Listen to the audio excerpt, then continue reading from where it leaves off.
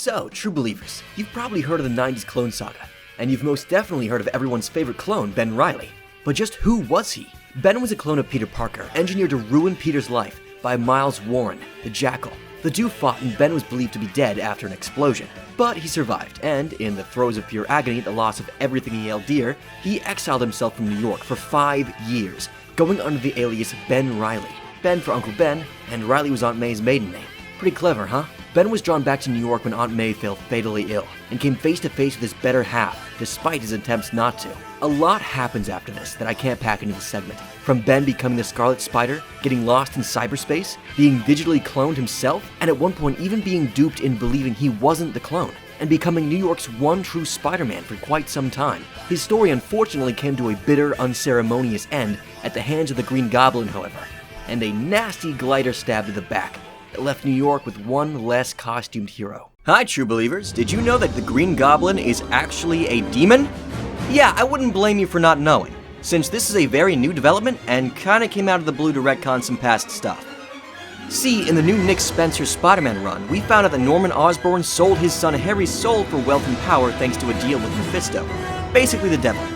And that deal came with a terrible price of condemning Norman to a life of pure evil, with the focus of it being on one Peter Parker. Basically, what we knew as the Green Goblin is just a demon that had possession of Norman's body for years, with its sole purpose being to torment a certain web-slinger, from the death of Gwen Stacy to Mary Jane's miscarriage. Yeah, oof. But just recently, that demon left Norman entirely. He's totally normal now. Not only does he not have goblin powers, he's not even evil anymore. The character we knew all these years was just a demon under Mephisto's employ. And now, for the first time, we're getting to know the real Norman Osborn. Follow for more fun facts and voiceovers. Hey there, true believers. Have you ever wondered why Ben Reilly, the Scarlet Spider, gave up his iconic blue hoodie? Well, during the Clone Saga, the new Doc Ock saw the Scarlet Spider as a threat she couldn't just beat hand-to-hand. So, she decided to attack his reputation over his body. By creating a nanotech copy of the Spider, she managed to wreak havoc across New York and completely total Ben's street cred as the new Spider-Man. And unlike with Peter's chameleon situation, there was no evidence for Ben to clear his name. Thus, the Scarlet Spider was retired permanently, and the sensational Spider-Man was born. Although, Ben did put his old hoodie back on pretty recently, after he stole it off a cosplayer in LA. But even that wasn't meant to last, as that costume is now sitting in a dumpster somewhere in New York. Hey, press that plus button for more Marvel facts and voiceovers. I would certainly appreciate it.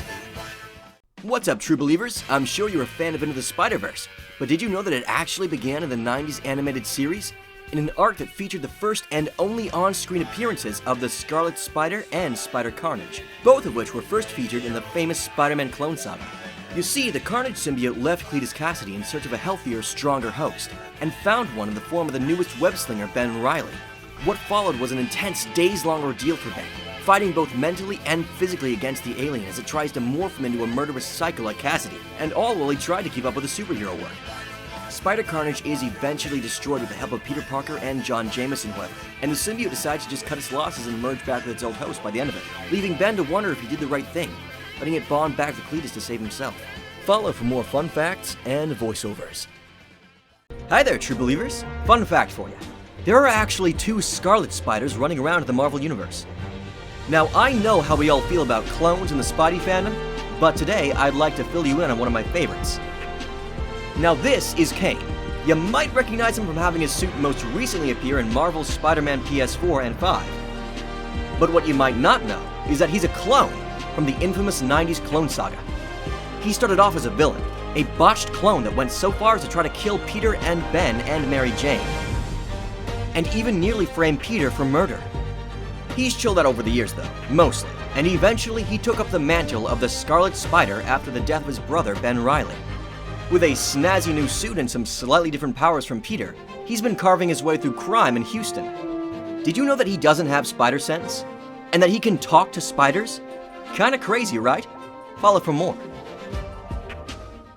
Hi, true believers. So, Spider-Man Beyond just ended, and we were all treated to what happens when you allow a writing team and an editor who don't believe a character has a place in the story anymore to write your favorite character.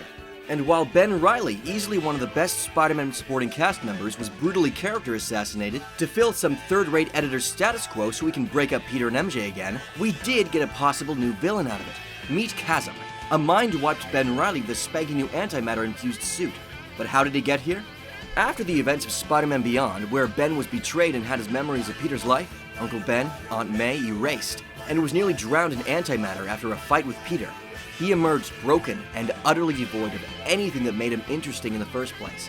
And what we're left with is a boring Kane ripoff. Well, we haven't seen the actual Kane since Spider-Geddon. Here's to hoping a writer like JMD can pick up Ben again and undo this mess. I'm not a fan of this ending, and I really hope we can get the old Ben back as soon as possible. Until then, at least the costume looks cool. Hey there, true believers! Did you know that one of Ben Reilly, the Scarlet Spider's first opponents when taking up the hero life again was Venom? He had just put on his brand new hoodie and cobbled together web shooters for the first time, and was ready to prove himself to be the hero he knew he was. But his confidence was short-lived, as Venom beats the hell out of him, and forces the clone of a web-slinger to lose confidence in himself, and give up mid-fight. He's just narrowly saved by Scream, one of Venom's slightly less murderous kids, and he just runs. But, remembering the promise he made on Uncle Ben's name, and seeing the danger Venom is continuously putting the people of New York in, Ben rises right back up to meet his foe head-on. And, with a spanking new weapon to boot, Ben Reilly's famous impact weapon. With some quick thinking, a fast web arm, and a lot of luck, he managed to fire a web pellet into Venom's mouth and separate Eddie from the symbiote. And not only that, but also reject the symbiote when it tries to bond with him once it's been ripped free from Eddie Brock. Something even the original wasn't able to do.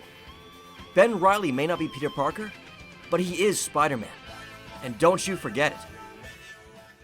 Alright, we're gonna be doing something new. Peter is going to be in high school, and we're gonna take mostly from the Ultimate comics instead of the original Stan and Ditko comics. Okay, so we're gonna be doing something new. Peter is going to be in high school, and we're going to take mostly from the Ultimate comics instead of the original Stan and Ditko comics. Alright, so we're gonna be doing something new, fresh, interesting. Peter's gonna be in high school, and we're gonna take mostly from the Ultimate comics instead of the original Stan and Ditko comics. How does that sound? Alright, so I know we shook things up a little bit with the Amazing Spider-Man, but now we got a new live-action Spider-Man, and we're gonna be doing something new. See, Peter is going to be in high school, and we're gonna take mostly from the Ultimate comics instead of the original Stan and Ditko comics. Alright, so we're gonna be doing something super new. Peter is gonna be in high school, and we're gonna take mostly from the Ultimate comics instead of the original Stan and Ditko comics. Oh, and we're gonna do the origin again. It's brilliant. Hey there, true believers. Stitch this with your favorite alternate Spider-Man costume, why you love it so much, and where you saw it for the first time. I'd love to know. I myself love Ben Reilly's sensational Spider-Man suit the best, and I first saw it all the way back in the Neversoft game for the PlayStation 1, which is a really good game. You should play that, by the way. Hi, true believers. I'd like to know, what is your least favorite Spider-Man suit of all time? Like one that really gets you steaming as soon as you see it. Just get that dumpster fire off the screen, I'm begging you. Could be something over-designed, under-designed, maybe even overrated. I want to hear the hot takes, all of them. Now, I myself absolutely despise the MCU Iron Spider suit. It's clunky, over-designed, the colors don't vibe, it's overused, it comes off with really poor messaging after Homecoming, and totally misses the point of the Iron Spider suit in the comics.